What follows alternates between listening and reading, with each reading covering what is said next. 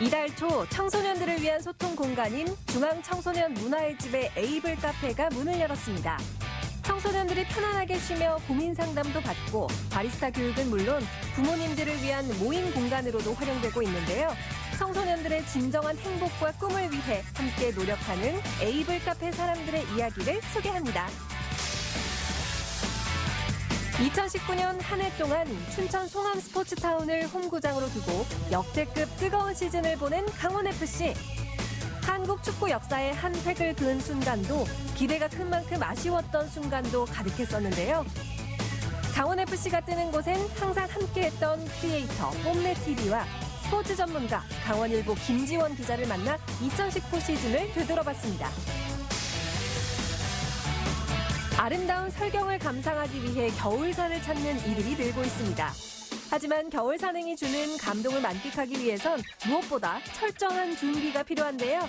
안전한 겨울 등반을 위한 가이드 첫 번째 시간으로 겨울 산행에 꼭 필요한 준비물들을 알아봤습니다. 생방송 강원 365 지금 시작합니다. 안녕하세요. 12월 30일 월요일 생방송 강원 365 김영석입니다. 안녕하세요. 강명수입니다. 최근 들어서 계속해서 흐린 날씨가 이어졌거든요. 맞아요. 네. 오늘 늦은 밤부터는 이 눈구름이 발달하면서 네네. 곳곳 지방에 눈 소식이 있다고 합니다. 오후부터 정말 기온이 팍팍 떨어지고 있습니다. 밤중에 대부분 지역에 한파특보가 내려질 것으로 전망되고 있고요. 바람이 엄청 강하게 불면서 네. 체감온도는 더 낮지 않을까 싶습니다. 영하 20도.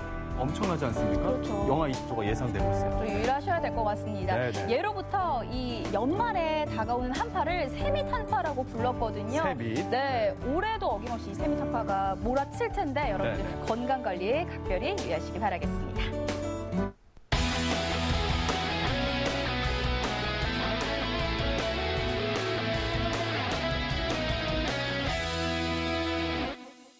네, 생방송 강원 365 오늘 소식 전하기 위해서 심혜인 리포터가 함께 자리했습니다. 어서 오세요. 네, 안녕하세요. 강원도의 행복한 소식과 유익한 정보들을 위해서 달리고 달리는 달달한 리포터 심혜인입니다.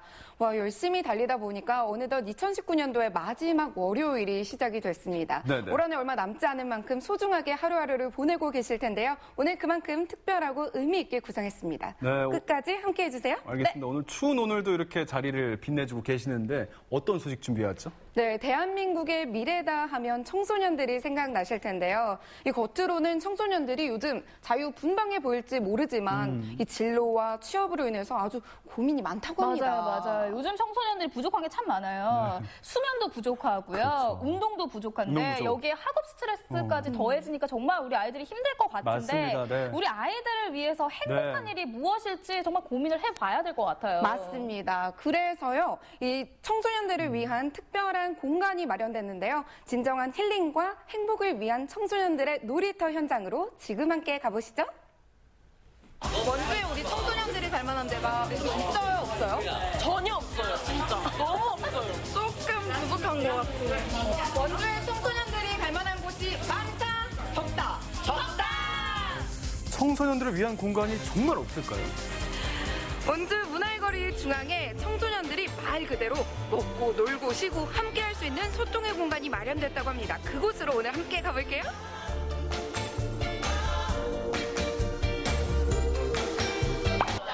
스스럼 없이 즐기며 소통할 수 있는 우리들만의 놀이터. 누구든지 어느 때인지 와서 이제 편하게 쉬면서 커피도 마실 수 있고 음료수도 마실 수 있고 좀 그런 공간으로 지금 활용을 계획 중이고 또 그렇게 진행 단계에 있습니다.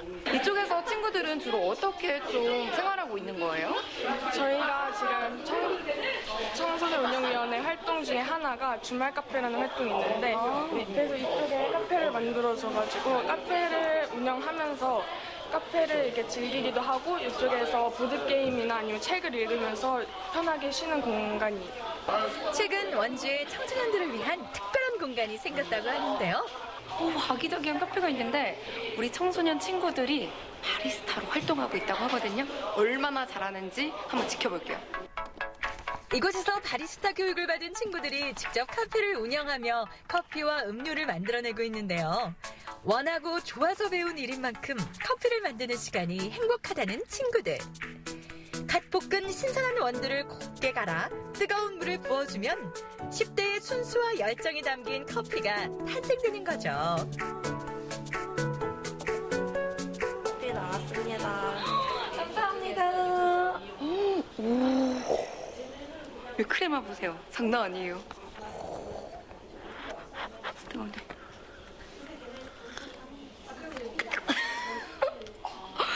와, 요 크레마가 있어야 풍미가 있는 거거든요. 와, 실력이 장난 아닌데요? 제가 또 커피를 많이 마셔서 알거든요. 어떤 근데 커피가 지금 맛있는지. 뭔가 마음이 지금 녹는 것 같아요. 감동하신 것 실력이 같은데요? 장난 아닌데요? 네. 달콤한 게 맛있는 거 기대를 아니에요? 많이 안 했는데 커피를 마셔보니까 너무 맛있더라고요. 커피 전문점보다 나은 것 같아요. 너무 따뜻하고 풍미가 장난이 아닌데 우리 친구는 바리스타를 어떻게 시작하게 된 거예요? 제 희망 플랜에서 알림을 주더라고요. 근데 그 알림을 보고 아 이건 신청해야겠다. 그렇게 생각이 들어서 신청하게 됐어요. 희망 플랜이 뭔가요? 이게 궁금해지거든요. 네, 최근에 청소년들을 그 위한 청년 겁니다. 부직과 실업 문제가 서로 맞물리게 되면서 청년의 니트와 그리고 청소년의 니트 예방 및 해소에 대한 사회적 이슈가 지금 나날이 증가하고 있는데 이런 상황 가운데서 희망 플랜은 14세에서 25세에 해당하는 청소년 및 청년 가구들을 대상으로 교육과 사회적 경제, 마을 공동체 등 다양한 지역 자원의 발굴 체계들을 조직하고 개발해서 이러한 부분들을 기반으로 해서 학생들의 어떤 진로와 자립을 돕고 있고 저희가 궁극적으로는 이제 니트 예방과 빈곤 대물림 예방을 목적으로 지금 진행하고 있습니다. 저게 희망 플랜. 10대 청소년들을 위한 교육과 직업 지원부터 시작해 20대 청년들을 위한 경제와 참여 활동, 그리고 창업 지원. 게다가 참여자 부모들을 위한 감정 코칭과 의사소통 교육 등 건강한 지역사회를 위한 다양한 네트워크를 만들어 많은 이들이 원하는 꿈을 이룰 수 10대, 있도록 20대 지원과 부모님들까지도 도움을 주고 지원하는 있습니다. 상황입니다. 그렇군요. 부모님까지. 이야기를 들어보니까 이 프로그램을 통해서 우리 청소년들이 함께할 수 있는 공간이 마련되는 것 같은데 네. 지금 이 공간 있잖아요. 어떻게 좀 조성된 거예요? 일단 여기는 기본적으로 중앙 청소년 문화이제 공간이다 보니까 예전에는 그 공간으로 활용이 됐었는데 여기 전반적으로는 저희 중앙 청소년 문화이제인데 청소년 운영위원회가 있거든요. 거기서 이제 PBL 진행을 통해서 청소년들과 아티스트가의 어떤 작업 가운데 여기를 어떻게 좀 조성하고 구성할 것인지에 대한 사전 논의가 좀 있었습니다. 그래서 그런 회의들을 통해서 이 에이블 카페가 만들어지게 되었죠. 조금은 지치고 단조로운 일상. 진정한 여유와 배움을 함께 즐길 수 있는 우리들만의 새로운 문화 공간을 위해 청소년들이 뭉쳤는데요. 그렇게 탄생한 공간이 바로 이 에이블 카페라고 해요. 이런 공간이 우리 청소년들에게 필요한 이유, 이런 공간의 의미가 있다면 어떤 것들이 좀 있을까요? 이 시설 자체가 청소년들을 위한 공간이기도 하고 그래서 좀 더 편하게 자유롭게 즐길 수 있고 돈을 굳이 내지 않아도 되니까 좀 더 편하게 와서 즐길 수 있을 것 같아요. 이 청소년 카페가 생기면서 이곳은 이들만의 소중한 놀이터가 됐는데요. 형 청소년들이 간다고 하면 PC방 뭐 그런 데밖에 안 가는데 여기 오면은 뭐 다른 분들과도 어울릴 수도 있고 저기서 뭐 포켓볼도 칠 수 있고 옛날 오락 추억의 게임도 할 수 있고 여기 와서 보드 게임도 저기 있는데 보드 게임도 같이 와서 할 수 있고 그런 PC 게임보다는 이렇게 서로 어울리면서 할 수 있는 게임이 이렇게 많고 또 할 수 있어서 좋은 것 같아요. 한편에선 바리스타 친구들이 커피를 내리느라 분주합니다. 특별히 맛있는 커피를 만들기 위해 정성과 함께 그동안 쌓은 실력을 쏟아내는 중인데요. 바로 우리 부모님들에게 대접하기 위해서입니다. 지금 어머님들이 여기 모여 계신데 어머님들을 위한 커피를 지금 내리고 있거든요. 근데 어머님들이 왜 여기에 모여 계신 걸까요? 한번 이야기를 들어볼까요? 우리 친구들이 직접 커피를 내렸어요. 너무 맛있어요. 맛있어요? 네. 커피 전문점보다? 커피 전문점보다 더 좋죠. 아이들이 사랑이 들어가 있으니까. 맞아요. 네. 정답. 네. 우리 어머니들 여기 왜 모여 계신 거예요? 여기는 저희 희망 플랜 자조 모임이에요. 부모 자조 모임이라 해서 저희 엄마들이 한 달에 한 번씩 모여가지고 네. 그동안에 이제 엄마들 이제 발전될 수 있는 이제 여러 가지 이야기를 나눠보는 계기가 되는 모임이에요. 청소년들의 안정적인 성장 환경을 위해 함께 고민하고 소통하는 부모자 조모임. 감정 코칭과 의사소통 교육 등을 통해 아이들의 마음을 읽고 이해해 나가고 있습니다. 지금 하는 희망 플랜이 좀 더 오래 길게 갔으면 좋겠고 사실 지금 우리 여기 엄마들이 다 모였지만은 더 많은 엄마들이 많이 참석해서 더 활성화가 됐으면 좋겠어요. 참석해서 언니들 만난 것도 너무 좋았고 아이가 다른 경험을 이렇게 참석하면서 많은 경험을 하는 것도 괜찮았고 그거 만드는 과정 해가지고 뭐 그거를 창업까지는 아니더라도 뭔가 할 수 있는 거. 저는 솔직히 다문화예요. 중국에서 왔어요. 진짜 오가지고 여기 누구한테 이렇게 얘기할 사람도 없고 뭐 애들한테 내가 전혀 도움될 수 없고 애가 뭐 학교가 어떻게 진행되는지 다른 분은 그래도 학교 나왔으니까 알잖아. 저는 여기 생활이 아무것도 모르잖아요. 그러니까 너무 두려운 거야. 그리고 애한테 어떻게 해라 할 수도 없는 거야. 그런데 이제 여기 와서 선생님들한테 이렇게 여쭤볼 수 있고 어떻게 하면 좋을까 이렇게 뭐 문제 생길 때 얘기할 때가 있고 그리고 우리 애들도 이렇게 성격이 왜 셋인데 다 다른데 막내가 너무 내성인데 여기서 이렇게 많이 도움받아서 지금 많이 좋아지고 있고 그래서 너무 좋아. 이 프로그램이 계속 갔으면 좋겠어요. 작은 공간이지만 청소년들과 부모 모두가 함께 어울리고 소통하며 무언가 같은 꿈을 꾼다는 것. 그것이 이들만의 행복이고 희망인데요. 이곳 카페를 통해 우리 지역의 건강한 청소년 문화를 만들어갔으면 좋겠습니다. 이 원주에 청소년들을 위한 공간이 생겼다는 거 그것만으로도 참 의미가 남다르고 소중한 것 같습니다. 우리 청소년들이 이곳에서 힐링하고 함께하고 소통이라는 가치를 만들어냈다는 것 우리 청소년 여러분 이 공간을 통해서 더 넓은 세계로 뻗어나가길 제가 응원하겠습니다. 청소년들에게 있어서 쉼터이자 또 자기 개발 공간에 소통까지 할 수 있고 부모님들에 있어서 자조 모임까지 좀 의미 있는 것 같아요. 맞아요. 네네. 10대와 20대까지는 진로와 취업 등을 지원을 해줬고요. 예. 또 우리 부모님들에게는 감정 코칭이라든지 의사소통 교육을 해줬거든요. 이게 어떤 특정 연령의 대상으로만 하는 것이 아니었기 때문에 네네. 더 소통이 되고 또 서로 간의 이해가 더 많았던 게 아닌가 싶습니다. 맞습니다. 이 작지만 이 소통한 공간이 있었다는 거, 이 공간을 통해서 청소년들이 꿈을 이뤄나가는데 한 발짝 더 다가갈 수 있지 않을까 싶습니다. 이런 공간이요 앞으로도 우리 지역에 더 많이 생겼으면 좋겠습니다. 좋은 말입니다. 네. 좋은 소식 잘 만나봤고요. 다음 소식 만나보도록 하겠습니다. 다음 소식은 춘천에서 온 소식인데 네. 사실 이렇게 연말이 되면요. 다양한 채널마다 시상식이 열리거든요. 연기 대상이라든지 연예 대상이라든지 또 가요 대제전 같은 축제들이 막 열리잖아요. 네. 이런 걸 보고 있으면 한 해 동안 어떤 드라마가 인기가 있었는지 또 드라마. 어떤 노래들이 인기가 있었는지 쫙 이렇게 1년을 되돌아보게 돼요. 그렇죠. 맞아요. 이 연말 되면 겨울에 집에서 시상식 보는 재미가 또 쏠쏠하거든요. 그렇죠. 또 1년이 되면은 또 한 해를 돌아보면서 감회가 새롭잖아요. 네. 이 드라마 보면서 저 드라마 저 여배우 사고 싶었었는데 이러면서 결국 못 사고 또 노래를 들으면서 저 노래 부르면서 노래방에서 또 눈물도 흘리고 했었는데 그쵸. 이러면서 또 한 해를 돌아보는 재미가 쏠쏠하거든요. 네, 맞아요. 혜인 씨 보니까 드라마 좀 좋아하시는 것 같아요. 올 한 해 어떻게 MBC 드라마 많이 보셨죠? 네, 많이 봤죠. 종편 드라마 이런 거 보지 마시고 MBC 드라마 많이 사랑해 주시기 바라겠습니다. 드라마 좋아하시는 분들은 또 드라마를 가지고 우리 2019년 한 해를 돌아볼 수 있었는데 특히나 스포츠 좋아하시는 분들은 우리 지역에 우리 스포츠 이벤트가 많이 있었잖아요. 특히나 강원 FC 정말 의미 있는 한 해가 되지 않았나 싶습니다. 대단했죠. 네. 강원FC가 또 올해 드라마 얘기 저희가 했는데 드라마틱한 역전승을 정말 많이 거뒀어요. 드라마틱, 네. 그래서 이번 소식을 준비를 해봤습니다. 강원 도민들에게는 정말 잊을 수 없는 한 해를 선사했던 강원FC. 그래서 준비를 해봤습니다. 일명 강원FC 2019 총결산 함께 만나보시죠.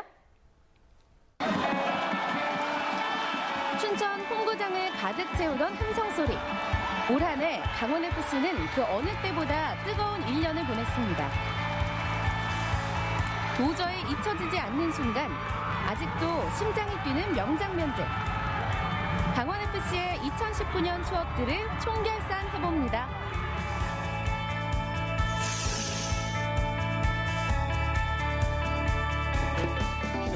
시즌이 끝난 후 오랜만에 한자리에 모인 세 사람. 근데 이제 MBC는 꾸준히 강원FC와 팬들의 소통 창구 역할을 해온 홈넷TV의 크리에이터 이진영 씨.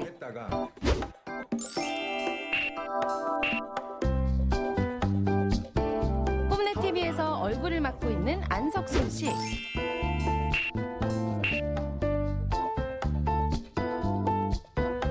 강원일보의 김지원 스포츠 전문 기자. 이들에게 올해 강원FC에 대해 물어봤습니다. 다들 동감하시겠지만 5대4 강원대 포항전이 가장 기억에 남으시대요. 포항전이 가장 기억에 남는데요. 지난 6월 23일 TV가 엇갈렸던 한여름밤의 춘천극장. 20세 이하 월드컵 준우승 스타들이 나와 기대가 컸지만 초반부터 연달아 4골이나 먹는 충격적인 전개가 이어졌습니다. 이광현 선수에겐 지옥 같았을 데뷔전. 이게 말이 되냐고. 이게 단순히 4골차 이상을 뒤집었던 대역전도 있지만 이날 경기로 인해서 많은 강원FC가 크게 도약했다고 생각을 하거든요. 그다음에 조재환 선수 같은 경우에도 3골 1개 도움을 하면서 프로 데뷔 이후 처음으로 해트트릭도 완성했었고 20세 이하 월드컵의 주역이었던 이광현 선수 혹독했지만 데뷔전을 치렀었고 그다음에 다음 시즌에는 아쉽게 보지 못하지만 강원FC의 맏형인 정종호 선수의 시즌 첫 골이 또 버저비터로 들어갔기 때문에 여러모로 되게 기억에 남는 경기라고 생각합니다. 인상 깊었던 경기는 그 마지막 서울전이었던 것 같아요. 어떻게 보면은 이번 시즌에 서울과 좀 많은 좀 뭐 사건도 있었고 말들이 많았는데 다시 황현수 살짝 찍어줍니다. 지난 4월 14일 역시 춘천 홈구장에서 펼쳐진 FC서울과의 7라운드 경기. 이날이 악연의 시작이었습니다. 분명 오프사이드였는데도 골로 인정한 심판. 훗날 오심으로 판정됐지만 승패는 바꿀 수 없었습니다. 서울이 어떻게 보면 정말 큰 구단이고 정말 유명한 구단인데 강원도 서울을 이렇게 잡을 수 있고 시즌 막바지에 서울을 상대 전적을 앞서면서 아쉬웠던 경기들 다 털어낼 수 있는 경기가 아니었나 싶어서 저는 그 경기가 가장 인상 깊었던 것 같아요.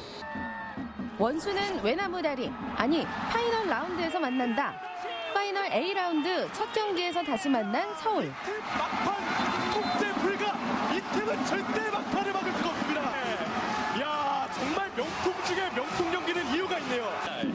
정승리 잡아줬습니다. 막판에 역전골을 넣으며 승리를 되찾는데 성공. 고구마 먹은 속을 시원하게 뚫어준 사이다 경기였습니다.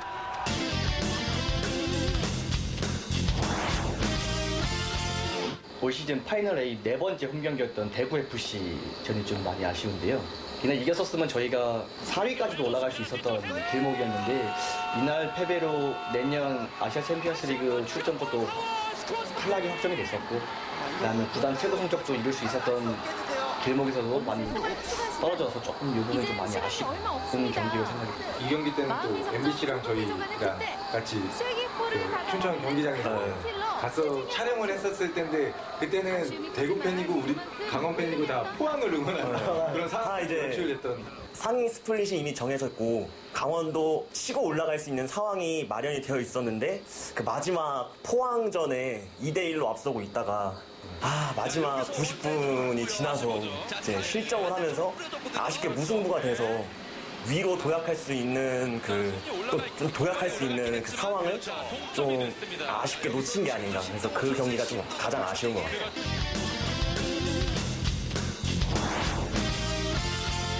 선수는 한국형 선수라고 생각합니다. 일단은 가장 대단한 점을 꼽자면 K리그에서 38경기 풀타임 출전을 한 선수이기도 하고 근데 이게 사실 체력만 된다고 뒷받침될 수 있는 게 아니라 어떻게 보면 38경기를 선수가 뛴다라는 거는 그만큼 경고 관리도 잘해야 되는 거고 부상도 신경을 써야 되는 거고 또 어떤 감독과의 관계도 유지를 잘해야 되는 건데 거기서 굉장히 만점 활약을 펼쳤기 때문에 풀타임 활약할 수 있었던 것 같고 병수골이 올해 되게 조명을 많이 받았는데 그 축이 되었던 선수라 한국인 선수 빼놓을 수 없을 것 같아요. 사실 이영재 선수가 경남FC에 있을 때는 그게 큰 주목을 못 받았던 조연에 불과했던 선수인데 여름 이적 시장에 운 좋게 강원FC 유니폼을 입었고 이 선수의 이런 테크니컬한 왼발이 강원의 지단이라는 별명도 얻으면서 13경기에서 6골, 5개 도움을 기록하면서 거의 강원FC 후반기 부상 선수들로 고생했었을 때 공격을 이끌었다고 해도 무방하다고 봅니다. 봅니다. 이현식 선수는 그런 공격 포인트는 적지만 경기가 시작되면 중원에서 보이지 않는 그런 활동량과 패스 이런 거를 정말 잘해서 강원FC의 어떻게 보면 한국영 선수와 미드필더를 같이 보면서 빌드업의 축이 되지 않았나. 그래서 저는 강원FC에서는 이제 이현식 선수가 좀 가장 인상이 깊었던 것 같아요. 믿고 보는 강원FC의 역전 드라마. 한 번 보면 자꾸만 빠져드는 마약 같은 경기로 강원FC 홈구장엔 나날이 팬들이 모여들었습니다. 6월을 기점으로 눈에 띄게 늘어나기 시작한 관객 수. 특히 가족 단위 팬들이 많아지면서 홈경기 날이면 축제장을 방불케 했는데요. 축구 보러 쥐러기 공원에서 왔어요. 자발적인 팬덤 문화 속에서 슈퍼스타 공룡자 일명 포테이토사우루스가 탄생하기도 했죠. 올해 계속 초반부터 꾸준히 저희가 홈경기는 거의 매번 갔는데 계속 차곡차곡 계속 올라가는 느낌 받았어요. 그리고 어느 수준에 와서는 정말 관중분들이 강원FC를 이제는 많이 좋아하는구나, 마음적으로도 좋아하는구나, 그런 어떤 기운을 많이 받았던 것 같아요. 매 시즌 매 경기를 거듭할수록 사람들이 많이 온다는 건 느꼈지만 가장 큰 차이점은 이제 가족 동반 팬들이 많아졌다는 점이 좀 고무적이었고요. 강원FC가 이번 시즌에 희망을 좀 보여줬기 때문에 이제 팬들도 이제 정말 하위권에만 있는 팀이 아니구나 라는 걸 좀 느꼈던 것 같아요. 그러다 보니까 내년에는 아마 더 많은 팬들이 좀 와서 응원을 해주지 않을까. 그라운드 밖에서 함께 뛰는 강원의 12번째 선수들. 나르샤 서포터즈의 혼을 담는 응원과 점점 볼륨을 올려가는 일반 관중들의 열성적인 함성에 강원FC의 홈경기 현장은 나날이 뜨거워졌습니다. 매번 경기 때마다 갱신하는 최고 관중수. 무려 8월에 있었던 수원과의 경기에서는 이번 시즌 최고 관중인 5,823명을 기록하게 이릅니다.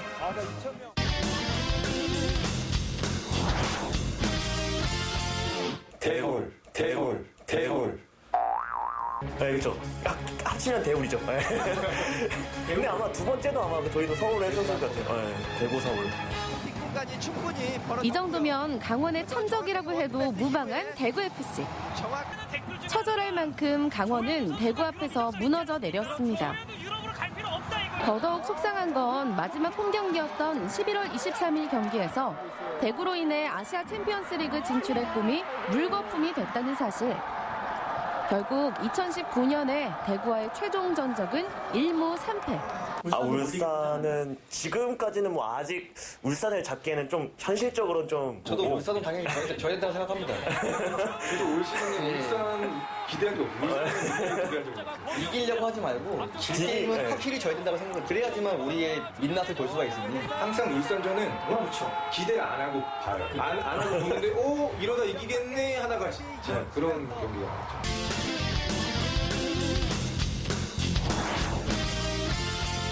강원일보가 이제 EPL을 갔다 온 이유도 그 명문구단이라 불리는 그런 클럽들이 어떻게 좀 지어지고 있고 어떻게 발전하고 있고 하는 모습을 좀 밟아가려고 했던 거기 때문에 말씀을 꺼내기가 굉장히 좀 조심스러운 입장인데요.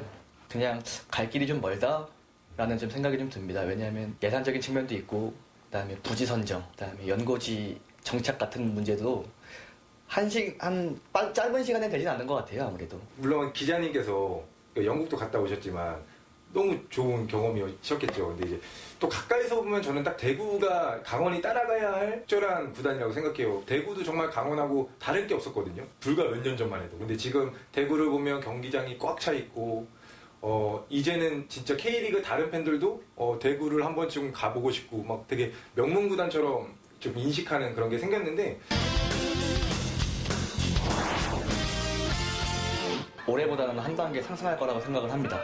운이 좋으면 ACL 진출도 가능할 것이고 그다음에 구단 역대 최고 성적인 6위도 이제 올라설 가능성은 높지만 제가 걱정되는 부분은 이제 내년부터는 이제 춘천이랑 강릉에서 분산 기태를 하는데 이게 과연 최선의 선택일까라는 고민을 좀 해봤습니다. 아무래도 영동과 영서를 통합한다는 의미에서 도민 화합 측면에서는 맞다고는 보는데 아무래도 가장 중요한 연고의식이라든가 팬베이스를 정착하는 부분에서는 다소 좀 혼란이 있지 않을까. 올해 김병수 축구가 어느 정도 검증이 됐기 때문에 그 부분 잘 유지하면서 하면 또 진짜 내년에는 또 보강도 외국인 선수는 어쨌든 보강이 돼야 되는 상황이다 보니까 거기서 보강만 잘 이루어지면 내년에 진짜 아침 갈 수 있을 것 같고 일단은 뭐 김병수 감독님 정말 죄송하게 생각하는 부분은 예전에 제가 조금만 경기 못하면 좀 게리치 좀 넣으라고 이렇게 송수 운영을 이렇게 하려고 했는데 결과적으로 제가 잘못했다는 걸 보여주셔서 감사드립니다. 뜨거웠던 2019년 강원 도민들에게 그리고 축구 팬들에게 잊지 못할 추억을 만들어준 강원FC. 팬덤과 함께 눈부시게 성장한 강원FC가 2020년 또 한 번의 비상을 꿈꾸고 있습니다. 올해의 아쉬움은 곧 내년에 더 잘할 거라는 기대감이겠죠? 강원FC, 내년에도 우리의 열정과 행복을 부탁해.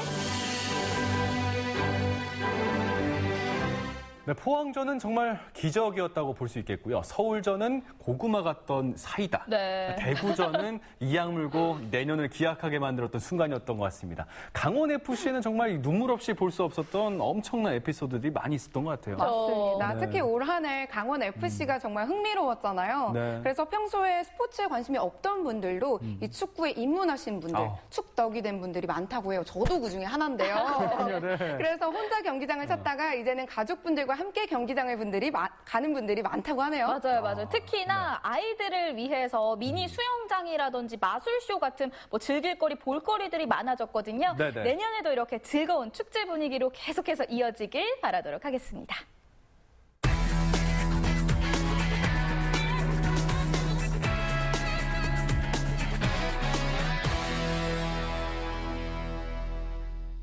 생방송 강원 365 함께하고 계신 지금 시간은 6시 52분이 막 지났습니다. 전국은 지금 오늘은 세종으로 한번 떠나볼게요. 맞아요. 세종에는요, 꼭 한번 가봐야 하는 힐링 명소들이 있는데 이 쌍유리 예술촌부터 수목원까지 오늘은 세종의 힐링 명소를 소개해 드릴게요. 날 따라와요. 날 따라와. 다 같이 날 따라와요. 여러분, 날 따라와요. 평화로운 산천초목 속에서 온전한 휴식을 즐길 수 있는 곳.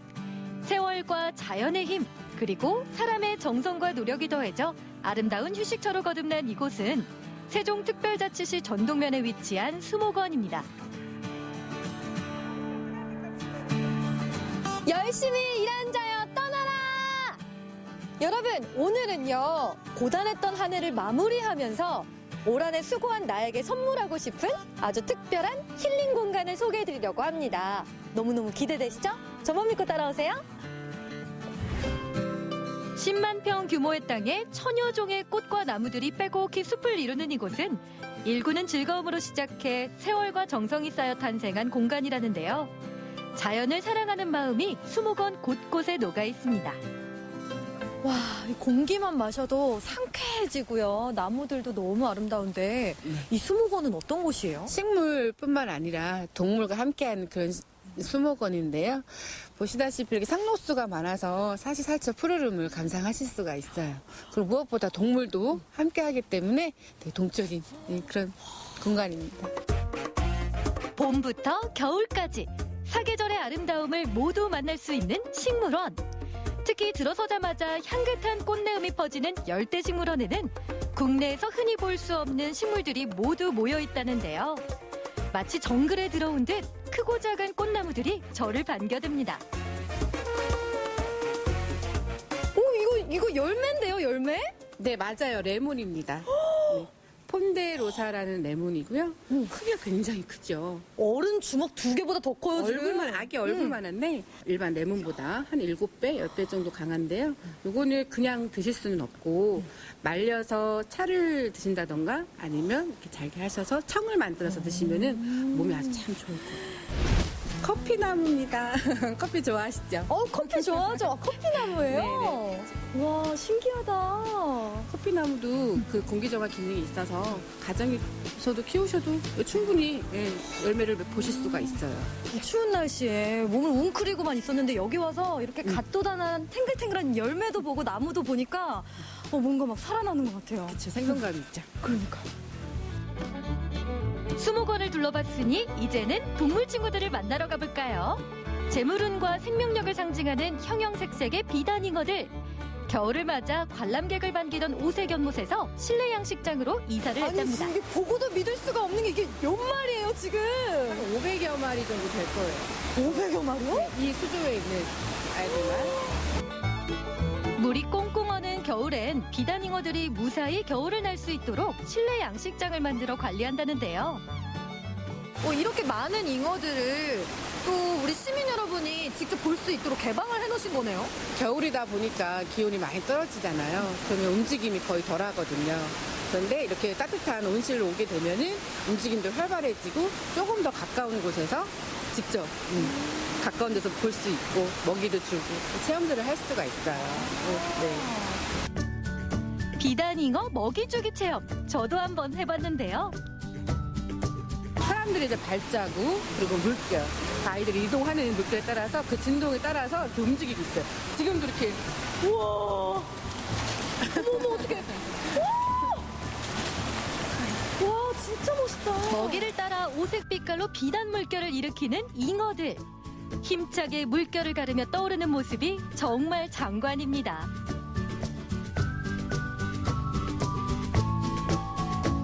몸은 추웠는데 이곳에 들어와서 이렇게 알록달록한 잉어들이랑 또 밥도 줘보고 또 움직이는 모습도 보니까 막 활력도 생기고 생동감도 넘치고 추운지도 모르는 것 같아요. 비단잉어가 주는 좋은 기운을 가득 받고 다음으로 향한 곳은 동물이 있는 수목원의 상징. 가슴에 달을 품고 있는 멋쟁이 반달가슴곰이 사는 반달곰 동산입니다. 곰들이라면 네. 지금 겨울잠 자야 될 때 아니에요? 아 맞죠. 겨울잠을 왜 잘까요? 아무래도 추우니까 먹기도 없고 사육사들이 계속 관리를 해주고 계세요. 그래서 먹이를 주시기도 하고 여러 가지 관리를 해주시기 때문에 겨울 잠을 잘 필요가 없는 거죠. 반달가슴곰을 가까이 만날 수 있고 먹이도 줄 수 있어 아이들에게 인기 만점. 이거는 감 떨어지기를 기다리며 입을 벌리고 있는 요 친구들이 위에서 떨어지기만 하면 와 휴 어머 어떻게 먹었어 친구야 맛있게 먹어. 우와 정말 시간 가는 줄 모르고 너무 즐거운 시간인 것 같아요. 특히 아이들이랑 같이 온 가족이 함께 오면 좋을 것 같은데요. 네 맞습니다. 네, 온 가족들이 나들이 하시면 참 좋은 시간 될 것 같아요. 반달가슴곰과의 아쉬운 만남을 뒤로하고 다음으로 향한 곳은 세종시 연서면에 위치한 쌍유리 예술촌입니다. 행정도시 세종시 건설이 시작되면서 연기군 지역의 예술인들이 모여 만든 마을이라고 하는데요. 예술촌답게 마을 곳곳에 작품들이 자리하고 있어 보는 즐거움을 선사합니다. 안녕하세요. 안녕하세요. 예술촌에 오신 거 환영합니다. 어떤 마을인지 소개 좀 해주세요. 여기는 지금 이제 세종 신도시 오기 전에 그 신도심 쪽에서 주변에서 이제 흩어져서 작업하던 작가 선생님들이 이렇게 마음을 모아서 이쪽으로 이제 같이 오게 됐어요. 그러면서 이제 예술촌을 형성하게 됐고요. 지금 현재 6명의 작가 선생님이 거주하고 계세요. 조각공원의 끝자락에는 조각, 회화, 공예는 물론 사진전까지 다양한 분야의 작품을 전시하는 갤러리가 마련돼 있는데요. 조각가 이태근, 서양화가 최희진 학가의 죄송합니다. 최희진 작가의 그 신도심 쪽에서 주변에서 이제 흩어져서 작업하던 작가 선생님들이 이렇게 마음을 모아서 이쪽으로 이제 같이 오게 됐어요. 그러면서 이제 예술촌을 형성하게 됐고요. 지금 현재 6명의 작가 선생님이 거주하고 계세요. 조각공원의 끝자락에는 조각, 회화, 공예는 물론 사진전까지 다양한 분야의 작품을 전시하는 갤러리가 마련돼 있는데요. 조각가 이태근, 서양화가 최희진 작가의 작업실이기도 한 갤러리는 세종시에서 활동 중인 작가들을 초대해 기획전 위주의 전시를 열고 있다고 합니다. 작가들에게는 작은 격려가 되고 세종 시민들에게는 힐링과 문화 향유의 기회가 되는 공간이죠. 나무심 시리즈 중에 한 작품인데요. 제가 이제 자연에서 얻는 위로가 크다 보니까 나무를 보고 제 나름대로 그 나무를 재해석을 해서 이렇게 이제 표현을 하고 있어요. 그래서 이제 나무의 둥지에서 새가 날개를 젓고 쉬고 있는 그런 작품이에요. 그래서 이제 이런 스크래치로 표현을 한 건데요. 이런 것들은 이제 생명의 흐름 같은 거를 좀 표현해주고 싶어서 이렇게만 표현을 했고요. 그리고 이제 요 밖에 하늘은 뭔가 좀 제 안에 있는 열정 같은 걸 좀 표현하고 싶어서 뭔가 생동감 있는 그런 걸 표현해주고 싶어서 좀 이렇게 표현을 했어요. 네. 단순히 작품 전시로만 그치는 것이 아니라 다양한 체험 행사를 통해 예술과 조금 더 가까워질 수 있는 기회를 마련해주는 갤러리. 함께하기에 더 즐거운 공간입니다. 이렇게 따사로운 햇살을 받으면서 아름다운 공간에서 마시는 따뜻한 차 한 잔. 정말 한 해를 마무리하면서 쉴 시간이 필요했거든요. 저한테 오늘 너무 행운인 것 같아요. 감사합니다. 네, 이제 오시는 손님들한테 제가 이렇게 이제 노래도 한 곡씩 불러드리고 있어요. 제가 선물로 노래 한 곡 불러드릴게요. 네. 포근한 갤러리 안에 울려 퍼지는 청명한 노랫소리 함께 감상하실까요? 한 연인이 손에 손을 잡고 걸어가는 길 저기 멀리서 언제까지만 너만은 내게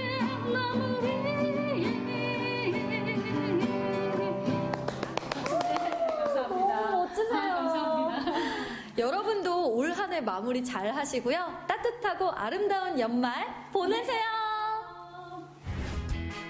참된 휴식을 만끽할 수 있는 동물이 있는 수목원과 속세를 떠나 유유자적한 삶을 살아가는 예술가들이 모인 곳 쌍유리 예술촌까지 자연과 하나 돼 조화를 이뤄가는 사람들과 함께 보낸 세종에서의 호사로운 시간이었습니다.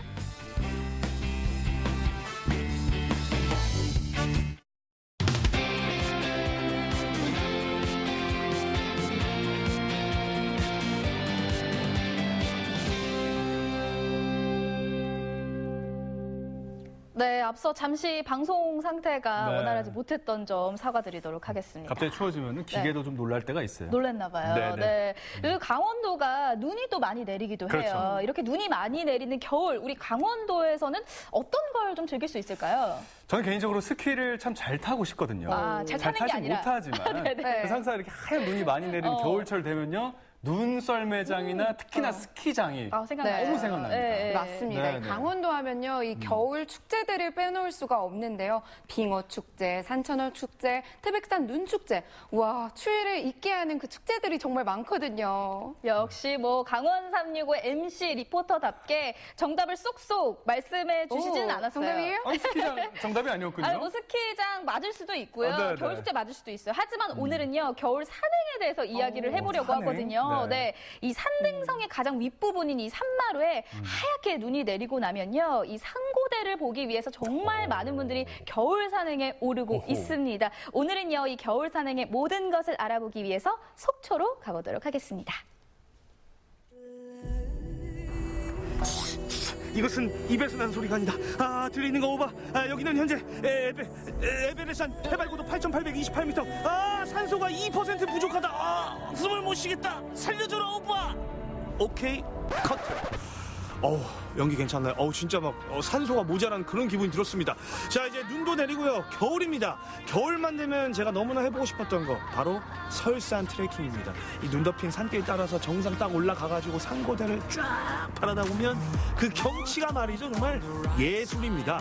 말 나온 김에 제가 오늘 여러분께 이 눈 덮인 설산의 모습을 제대로 한번 보여드리려고 하는데 가시겠어요? 등산대장, 산악대장, 저 기완이와 함께 눈 덮인 겨울 설산으로 가산!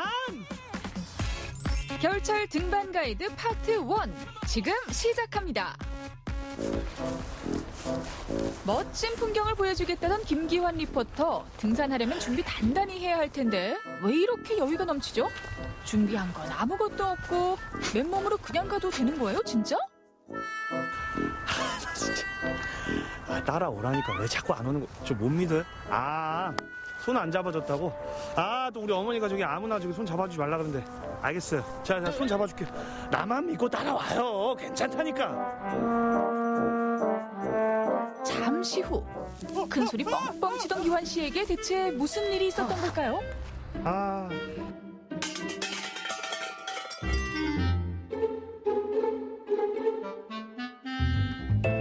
곳곳에서 눈 소식이 들려오는 이때 등산객들의 마음을 설레게 하는 건 바로 설산입니다. 하얗게 핀 상고대의 장관을 기대하며 사람들은 부지런히 겨울산으로 떠나는데요. 하지만 눈꽃 산행을 쉽게 봤다간 큰 코 다친다는 사실. 겨울철은 다른 계절보다 안전사고 발생률이 높기 때문입니다. 안전하고 즐거운 등반을 하려면 어떻게 해야 할까요? 그 정답은 이곳에 있습니다. 국립등산학교. 꾀죄죄한 모습으로 나타난 김기환 리포터. 아유, 그러게 조심 좀 하지. 불쌍한 기환 씨를 구제해줄 분은 어디 있을까요? 나 다리가 지금. 어이구. 야, 안녕하세요. 저 좀. 저 안녕 못해요, 지금. 좀 살려주세요. 제가. 아니, 왜 이렇게 힘들어 하십니까?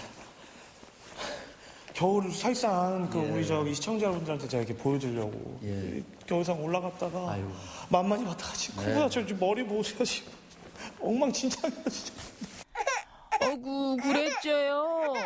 저 뭐 문제 있으니까 저희 준비 잘한 것 같은데. 이게 위에 상의는 제대로 입으신 것 같은데 하의는 신발하고 이 바지가 이 겨울산행 복장이 아닌데요. 아니 뭐 이 정도면 충분한 거 아닙니까? 이 등산 바지인데? 복장부터 점검해 볼까요? 일단 겨울용 바지를 입지 않았고요. 등산화도 미끄러운 설산을 오르기엔 문제가 있네요. 그러면 일단 그럼 상의는 괜찮다고 하셨는데. 네, 상의는 윈드 자켓 바로 잘 입으셨고 안에 이제 내피가 있습니다. 네, 내피가 있고요. 잘 입으셨는데 옷을 지금 4겹이나 입으셨는데요. 딱 얇은 옷을 여러 겹 입는 거는 맞습니다. 잘했죠. 두꺼운 옷 한 겹 입는 게 아니고 얇은 옷을 여러 겹 입는 건 잘 입으셨어요. 요건 잘 입었어요. 예, 잘 입으셨어요. 근데 실제로 우리가 산행을 할 때는 이 바람막이 옷은 우리가 땀을 밖으로 잘 내보내지가 않습니다. 그래서 이거는 쉴 때 산행하고 쉬서 물 마시고 할 때 그때 이제 잽싸게 배낭에서 꺼내서 입고 실제로 산행할 때는 여기까지만 입으셔도 좋습니다. 땀이 나기 때문에. 그러면 겨울 산행 온 김에 겨울 산행 좀 안전하게 할 수 있는 그 꿀팁들 좀 배워볼 수 있을까요? 그럼 어디로 좀? 그럼 저쪽으로. 저쪽으로? 예. 겨울 산행 꿀팁 지금부터 공개합니다. 겨울 산은 다른 계절보다 난도가 꽤 높습니다. 필요한 준비물도 많은데요. 일단 체온 유지를 위한 복장이 중요하고요. 언당 위에서도 미끄러지지 않아야겠죠. 핵심은 보온과 활동성. 그럼 하나씩 살펴볼까요?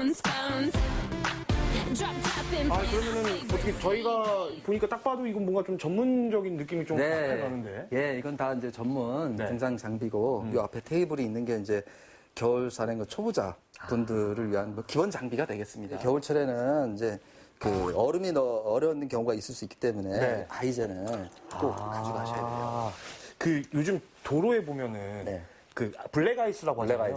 네. 산에도 혹시 그런 게 있나요? 있습니다. 블랙아이스 있습니다. 그래서 아이젠은 꼭 가져가셔야 돼요.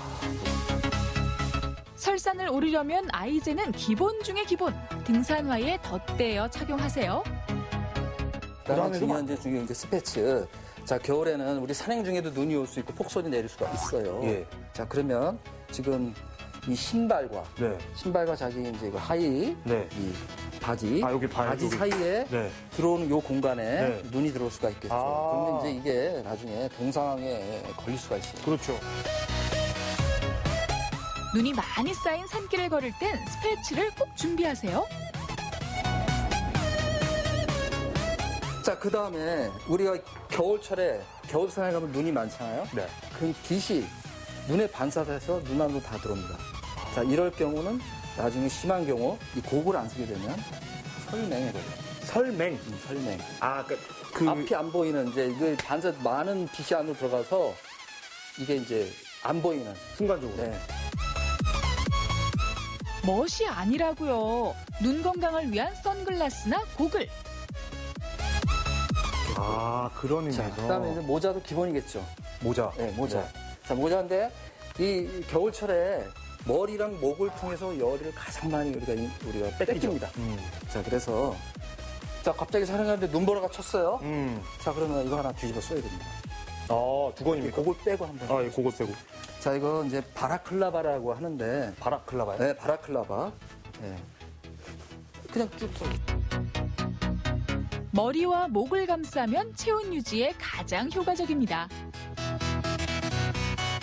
뭐 다운 자켓은 하나 겨울철에 이걸 산행할 때 입는 건 아니지만 배낭 안에다 하나 넣어 가지고 있는 게 예비로 굉장히 중요합니다. 이것이 하나로 인해서 진짜 조난 상황 때 내 목숨을 살느냐 마느냐가 결정될 수가 있어요. 이것도 예비요? 이걸로 하루를 버틸 수가 있는 겁니다. 자, 그럼 지금까지 이제 기본적인 장비들은 네. 살펴봤고요. 네. 혹시 이거 말고 더 필요한 게 있을까요? 진짜 중요한 얘기는 안 했습니다. 먹는 거. 등산은 체력 소모가 큽니다. 초콜릿이나 사탕, 견과류 같은 간단한 간식을 준비해 틈틈이 챙겨 드세요. 그다음에 이제 배터리 같은 우리가 휴대폰은 다 가지고 다니잖아요. 스마트폰. 네, 스마트폰. 그다음에 당연히 또 지갑 안에 신분증 같은 걸 가지고 다니시죠. 그렇죠. 신분증을 안 가지고 다닐 수는 없겠지만 간혹 우리가 조난당해서 구조를 이 사람이 신분을 몰라. 배터리는 추위에 약하다는 거 알고 계시죠? 여분의 배터리와 신분증을 지참하면 겨울 산행을 위한 기본 준비는 끝! 산에 가실 때 내가 어디 간다라고 반드시 주변 사람들 알리고 가요. 네, 그다음에 산에 가서도 나 여기 왔어 이제 산행해라고 주변 지인분들한테 알려야 돼요. 자, 그러면 이제 지금까지 기본 장비들, 그다음에 뭐 식량, 준비물들 이런 걸 좀 살펴봤는데 우리 실장님이 생각하실 때 겨울 산행에서 초보자분들이 특히 정말 이것만은 꼭 챙겨갔으면 좋겠다. 베스트 오브 더 베스트, 탑 오브 더 탑. 하나만 좀 한두 개만 좀 찝어주신다면요. 저는 이 겨울 산행에 오기까지의 그런 자기 체력에 맞는 산행 준비, 그다음에 산행은 정상에 올라가든 뭐 둘레길을 하든 하산할 때 체력을 20% 정도 남겨놔야 됩니다. 항상. 그것이 굉장히 중요하고 자기 체력에 맞는 철저한 준비. 자, 여기서 어느 하나라도 빠지게 되면 치명적일 수가 있습니다. 아이젠 빠지면 치명적, 고글 빠지면 치명적, 장갑 치명적. 자, 겨울 산행을 위해서 그동안 여름에, 봄에, 가을에 산에 다니는 겁니다. 겨울 산을 가기 위해서. 그러니까 겨울 산행이 어떻게 보면 등산의 진짜 결정체다. 꽃이다. 네, 그렇게 말씀드리고 했어요. 그래서 초보자가 처음부터 겨울 산행으로 가는 것보다는 여름 따뜻할 때 좀 산행을 해서 자기 체력도 기르고 또 여러 가지 다른 장비들도 좀 다룰 줄 알고 익숙해지고 그 다음에 겨울 산행도 바로 그냥 대청봉 1000m 이상 도전하는 것보다 한 500m, 1000m 높여가면서 해주시면 됩니다. 자, 이렇게 해서 겨울 산행을 위한 패션 완성! 아이젠과 등산 스틱으로 활동성을 높이고 갑작스런 눈바람에도 대비할 수 있는 따뜻함까지. 이 정도면 겨울 산행은 문제 없겠네요. 자, 그런데 여기서 한 가지 더. 본격적인 산행에 앞서 안전수칙도 익혀야죠. 각종 사고를 예방하고 지혜롭게 대처하는 방법. 요건 다음 시간에 알려드릴게요. 겨울 산행에 앞서서 챙겨야 될 것들을 좀 꾹 좀 살펴봤는데 많네요. 생각보다. 네. 일단은 겨울 산행이 난이도가 좀 높은 편이거든요. 일단은 겨울에 날씨가 춥죠. 바람 많이 불고요. 눈이 내리면 길이 일단 미끄럽기 때문에 굉장히 위험해요. 그래서 겨울에는 사고 발생률이 다른 계절에 비해서 굉장히 높다고 합니다. 맞습니다. 이렇게 힘든 만큼 또 겨울 산행을 했을 때 감동을 주는 게 정말 이 겨울 산행의 핵심이거든요. 네, 정말 정상에 올랐을 때 이 눈꽃의 절경, 상고대의 절경. 와, 등산을 좋아하시는 분들은 꼭 이 눈꽃 산행을 꿈꾸시더라고요. 네, 이런 산행을 좀 느끼고 싶어서 겨울 산행을 느끼기 위해서 가시는 분들 정말 많으신데 이분들 꼭 알아두셔야 될 것들이 바로 안전 수칙입니다. 네, 겨울 산행을 하시면서 좀 사고에 미연에 대처하는 그런 예방법이라든지 또 사고가 일어났을 때 대처하는 방법들 다음 시간에 이어서 소개해 드릴게요. 좋습니다. 생방송 강원 365 저희가 1시간 동안 준비한 소식은 여기까지였고요. 우리 심혜인 리포터가 1시간 동안 채워주셨는데 어떠셨어요? 역시나 강원 365 1시간 동안 즐겁고 유익하고 행복했던 한 시간이었습니다. 담백해요. 네, 그렇죠. 제가 오늘은 이 원주 문할거리에 위치한 청소년들의 놀이터를 소개해드렸습니다. 사실 우리 지역에 놀이터가 없어진다고들 하잖아요. 우리 라떼는 말이야. 사실 놀이터에 가면 다양한 친구들을 만나고 소통할 공간이 있었는데 그렇죠. 요즘 친구들은 그것이 부족하다고 해요. 그래서 이 문할거리에 우리 청소년들을 위한 소통의 공간이 마련됐으니까 우리 청소년들 이곳에서 희망과 꿈을 키워나가길 바라볼게요. 그리고요. 네네네. 이쯤에서 잊으면 안 되는 시간이 있죠. 2019년도에 마지막 심혜인 리포터의 N행시 시간이 될 것 같습니다. 네. 심혜인 리포터가 또 오랜만에 방문해 주셨는데. 네, 맞습니다. 또 오늘 어떻게 뭘로 해드릴까요? 삼행시, 사행시 고르시죠. 삼행시가 좋겠습니다. 삼행시. 오늘의 아이템이 우리 청소년들을 위한 꿈과 희망을 응원하는 마음을 담아서 네네. 청소년으로 삼행시를 한번 해보도록 알겠습니다. 하겠습니다. 좋아요. 짜단. 자, 운을 띄워드려야겠죠? 네, 해주세요. 자, 갑니다. 네. 청. 정말 고생 많으셨습니다. 뭐였죠? 소. 네. 이 소중한 분들과 년. 연말 잘 보내시고요. 저는 더욱더 활기찬 모습으로 2020년도에 뵙도록 하겠습니다. 여러분 새해 복 많이 받으세요. 청소년으로 삼행시를 또 마무리를 참 멋지게 해주셨는데 저희가 밀릴 수 없잖아요. 그래요? 심혜인 리포터가 이 삼행시를 한번 너무 잘해가지고 저희가 긴장을 감사합니다. 하고 있는데 네. 자, 그러면 이제 한 해가 끝나가는 이 시점에 있어서 네. 자, 2019년 기해년이었잖아요. 기해년이었죠. 다가오는 2020년은 경자년. 네. 그 기념으로 제가 기해년을 삼행시로 네. 우리 명수 씨가 저도 하나요? 해야죠. 네. 경자년 삼행시 한 번씩 가는 우리 거예요. MC분들의 N행시 기대됩니다. 자, 그럼 제가 먼저 기해년으로 운 한번 띄워주세요. 네. 기뻤습니다. 1년 동안 우리 생방송 강원 365를 진행할 수 있어서. 해가 바뀌어도 언제나 우리 생방송 강원 365의 스태프분들은 여러분들의 저녁을 책임지겠습니다. 많이 시청해주세요. 너무 좋았는데요? 괜찮아요? 네, 너무 좋았는데요? 스스로 소름이 돋았는데. 자, 그거를 이어가시기 바라겠습니다. 자. 그럼 멋진 삼행시를 지어주신 우리 용석 씨를 위해서 제가 그러면은 경자년을 한번 지어보도록 하겠습니다. 좋아요. 네, 해주세요. 우리 혜인 씨가 한번 운 띄워주실래요? 띄워드릴까요? 네. 용석 씨. 경쟁하셔야 돼요. 경쟁. 경쟁하셔야 돼요. 경쟁하겠습니다. 네. 자, 장가를 가시려면 네. 위험한데요? 연인과 인연이 되셔야 됩니다. 내년에는 꼭 성공하시길 응원하겠습니다. 고맙습니다. 정신이 바짝 드는 시간이었습니다. 여러분 사랑하세요. 고맙습니다. 오늘 함께 해주셔서 심혜인 리포터 고맙습니다. 감사합니다. 네, 생방송 생방송 강원 365 내일 더 알차게 준비했습니다. 지금부터 예고 나가겠습니다. 춘천 도심의 겨울의 낭만과 추억을 만끽할 수 있는 곳이 생겼습니다. 올해 처음으로 개장한 시청 앞 광장 아이스링크인데요. 도심 속에서 겨울왕국의 주인공이 된 빙판리의 사람들을 만나봤습니다. 강릉 명주동 언니들의 멋진 도전이 화제입니다. 명주동에서 오랫동안 살아온 어르신들이 영화를 찍어보자는 제안에 직접 연출, 촬영, 출연을 하고 단편 영화를 완성해서 시사회까지 열었는데요. 영화를 만든 명주동 언니들을 만나봤습니다. 1년 365일 우리 주변의 소외 이웃들을 위해 자신이 가진 재능을 기꺼이 나누는 이들이 있습니다. 웃음 치료와 라인 댄스, 오카리나 공연 등 소외 이웃들을 찾아 봉사와 즐거움을 선물하는 행복한 사람들을 만나봅니다. 네, 2019년이 정말 다 저물어가고 있습니다. 네. 2019년이 시작될 때 용석 씨 좀 다짐했던 목표가 있으셨을 것 같은데 그런 목표들 다 이루셨나요?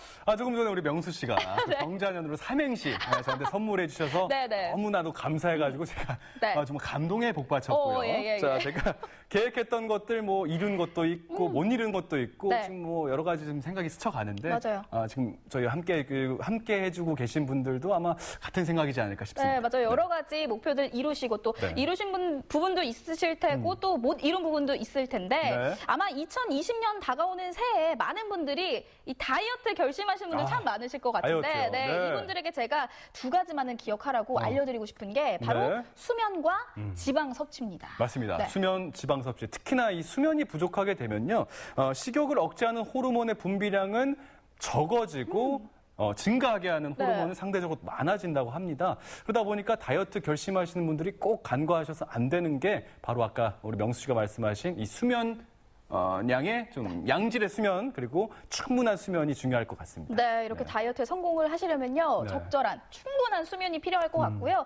또 다이어트 하면 지방을 좀 멀리해라라는 말씀 많이 들으실 텐데 그렇게 알고 있는데. 충분한 네. 지방 섭취가 오히려 다이어트에 도움이 된다고 하니까요. 그렇군요. 수면과 지방 섭취 꼭 기억하셔서 올해 다이어트는 꼭 성공하시길 바라도록 하겠습니다. 알겠습니다. 네, 생방송 강원 365 1시간 동안 함께해 주셨고요. 저희는 내일 이 시간에 다시 인사드리도록 하겠습니다. 함께해 주신 여러분 고맙습니다.